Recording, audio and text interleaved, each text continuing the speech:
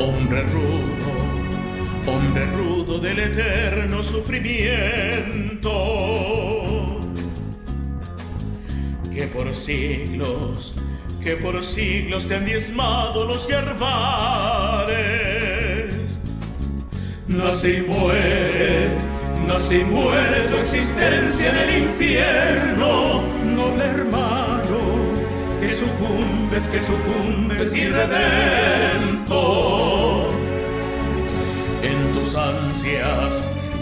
ansias solo el grito te acompaña. En tus ansias libertarias redentoras. Tu esperanza reprimida y demorada, no tener días mejores nunca llega.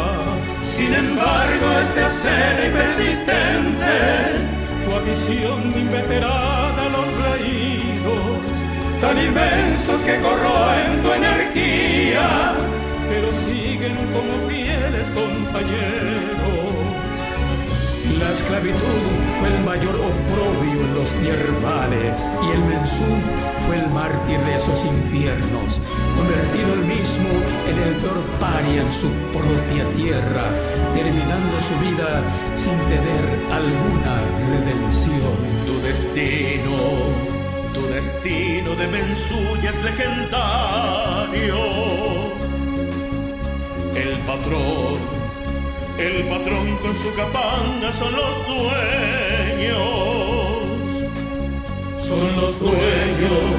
absolutos de tu vida y tus anhelos, hasta el fin de tu existencia en los yerbales.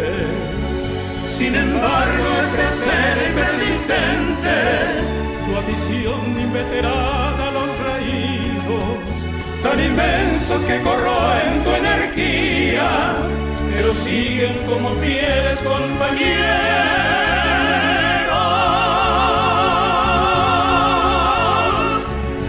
Mensú legendario, hombre y